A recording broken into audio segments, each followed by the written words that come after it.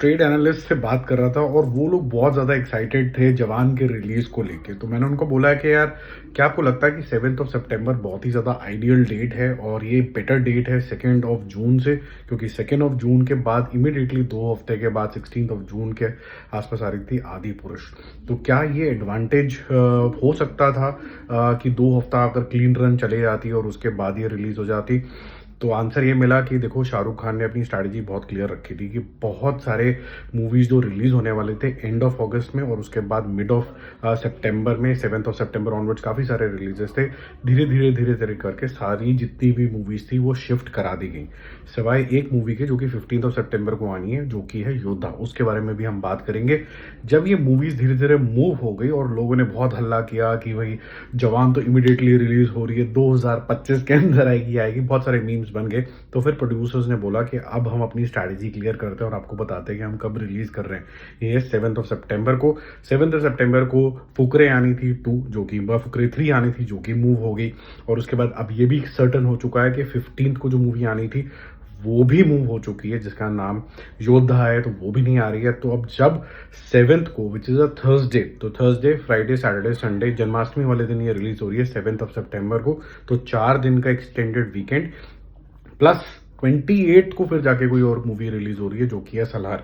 अब हम ये बोल सकते हैं कि भाई आप जो एम कर रहे थे कि बड़े एक्साइटमेंट के बाद बड़े नंबर की डेफिनेशन अब जो शाहरुख खान को लेके हो चुकी है वो 1000 करोड़।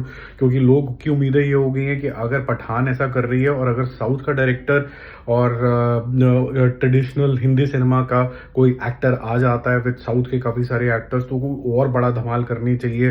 कई लैंग्वेजेस के अंदर ये आ रही है और Shahrukh Khan is a recognisable face everywhere, plus he is got great equity outside. तो ये मूवी तो 1000 से बहुत ज़्यादा करनी चाहिए। शायद ये वो मूवी होगी जो मेरे ख्याल से आरआरआर या फिर केजीएफ को भी चैलेंज कर सकती है, इफ द मूवी की story is all right and it is not inspired from आखिरी रास्ता, इधर उधर कुछ नयापन इसके अंदर देखने को मिलेगा। तो ट्रेड का मानना ये है कि this is a perfect date. आपको 3 हफ्ते पूरे मिलते हैं और उसके बाद भी अगर जो नेक्स्ट मूवी आ रही है तो वो काफ़ी टाइम के बाद आ रही है, तो मज़ेदार काम हो सकता है। और इतने दौरान के अंदर, 3 हफ्ते के दौरान के अंदर मूवी अच्छी खासी पिकअप भी कर सकती है। मोटा मोटा 27 से 28 डेज लगे थे पठान को 1000 करोड़ वर्ल्ड वाइड क्रॉस करने के लिए, और जवान की जितनी एक्साइटमेंट है वो और जल्दी कर सकती है, यानी अराउंड 25 दिन के आसपास कर सकती है। तो इसका मतलब ये हुआ कि जब तक सलार रिलीज होगी तब तक ये मूवी ऑलरेडी अच्छी हुई तो 1000 करोड़ का पोटेंशियल रखती है।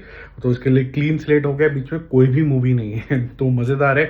हम लोगों के लिए भी थोड़ा कम एफर्ट हो जाएगा, नहीं तो फ्राइडे को थोड़ा प्रेशर हो जाता है कि 2-3 मूवी एक साथ देखो, सुबह सुबह से लग जाओ 6:30-7 बजे से, तो वो है। लेकिन will be reporting what will be happening with जवान ऑन डेली बेसिस, कैसे उसके नंबर्स जा रहे हैं और क्या कुछ हो रहा है। सलार के लिए भी लोग उतने ही एक्साइटेड है। हर मूवी जो थोड़ा बहुत बस इस तरीके का बनाती है, जो एंटरटेनमेंट करती है, लोगों के मुंह में स्माइल लेके आती है, तो हम उसके लिए एक्साइटेड हो जाते हैं और पॉजिटिव हो जाते हैं। रही बात है केरला स्टोरी की, क्योंकि उसका भी एक क्लैरिफिकेशन दे देते हैं। बहुत से लोगों ने मुझसे सवाल पूछा कि केरला स्टोरी के बारे में आपका क्या रुझान है या फिर आपका क्या मानना है, ये सही स्टोरी है गलत है। जो भी मेरे भाव हैं वो मैं अपने तक ही रखूं तो ज़्यादा अच्छा है कि मैं इसको सच मानता हूं कि मैं इसको झूठ मानता हूं, क्योंकि किसी भी मूवी के लिए मैं अपना ओपिनियन इस तरीके से नहीं देता हूं कि वो स्टोरी सच है या झूठ है। मैंने तो कश्मीर फाइल्स के टाइम पे भी ये नहीं बताया था। लेकिन हाँ, जो चीज़ें हम यहाँ पर रोज़ के हिसाब से आपको बता रहे हैं वो ये बता रहे हैं कि इसके कलेक्शन किस तरीके के हैं।